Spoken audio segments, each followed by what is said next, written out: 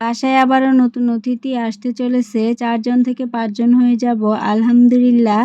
যেহেতু নতুন অতিথি আসতে চলেছে তাই এখন থেকে একটু, একটু কাজ গুছিয়ে নিতে হবে। হ্যালো এভরিওয়ান, আসসালামু আলাইকুম। কি অবস্থা, সবাই কেমন আছেন? নতুন ডেইলি একটি ব্লগে আবারও আপনাদের সবাইকে ওয়েলকাম। মা মেয়ে দুজনে মিলে সকালে নাস্তা করে নিচ্ছি।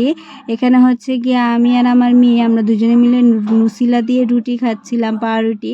রং চা ইতিমধ্যেই খেয়ে নিয়েছি। তো রং চা আমি, আমার মেয়ে আর আমার ছেলে ৩ জনে মিলে একসাথে খেয়েছি। তারপর হচ্ছে নুসিলা খাইতেছিলাম পাউরুটি দিয়ে, খুব ভালোই লাগতেছিল। তারপর হচ্ছে তো আপনাদের ভাই আজকে হচ্ছে বাজারে গিয়েছিল। বাজার বলতে হচ্ছে সে আমার বাসায় অনেকগুলো জুতো ছিল, মানে ভালো জুতোগুলো দেখতে পুরোপুরি ভালো, কিন্তু অনেকটা দেখা যায় আঠা উঠে গেছে, তারপরে দেখা যায় যে ছিঁড়ে গেছে। সেগুলোই আর কি ঠিকঠাক করলে অনেকদিন পর্যন্ত আরও ব্যবহার করা যাবে। জুতাগুলো যেহেতু অনেক দাম দিয়ে কিনছি তাই ভাবলাম যে জুতোগুলো মুচির কাছ থেকে সেলাই করে আনলে অনেক দিন পর্যন্ত কিন্তু ব্যবহার করতে পারবো। তারপরে তো আপনাদের ভাইয়া আজকে ওইখান থেকে আসার সময় বাজার নিয়ে আসছে। তো আজকে যে বাজারগুলো আনছে সবজি, সেগুলো কিন্তু আমার খুবই পছন্দের।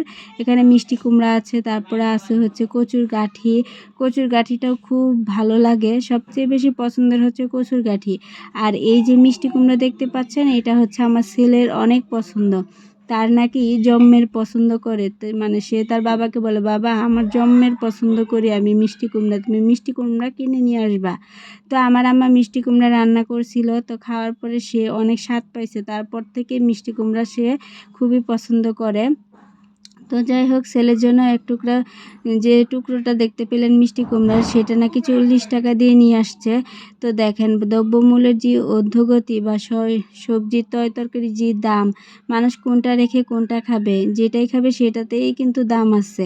এই যে দেখতে পাচ্ছেন, এই একবেলায় রান্না করলে কিন্তু শেষ মিষ্টি কুমড়া এমনি রান্না করলে কিন্তু খুবই ভালোই লাগে খেতে।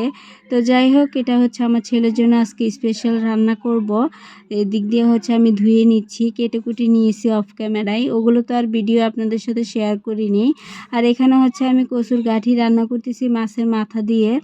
আর বাসায় যেহেতু গ্যাস থাকে না, তাই হচ্ছে গিয়ে কারেন্টে হচ্ছে রাইস কুকারের মধ্যে আমি রান্না করে নিচ্ছিলাম। যেহেতু আজকে আপনাদের ভাইয়া একটু বাসায় আছে, তো বাসায় যদি না থাকে তাহলে তো দেখা যায় কোনো রকম ঠেলে ঠুলে আমি দিনটা পার করি। আর বাসায় যদি আপনাদের ভাইয়া থাকে তাহলে তো রান্নাটা আমার।